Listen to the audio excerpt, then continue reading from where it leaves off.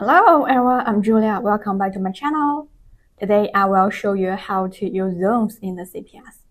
And honestly, this is one of the easiest way to keep your channel organized. And first, plug your radio into CPS. Once it connects, you will see the basic radio info. Now click the channel list. This is where you build all your channels, names, frequencies, everything. Then go to zone list. So what's a zone? Think of it like a folder of channels. Instead of scrolling through one long list, you can group channels by how you use them.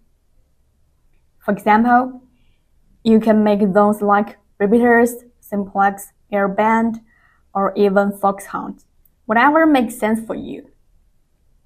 To add a zone, just hit the little pencil icon.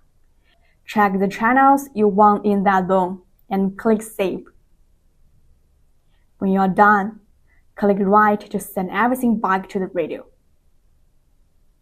Then on the radio, go to Zone, and you will see your new groups right there. That's it, super simple, but it makes daily use so much easier.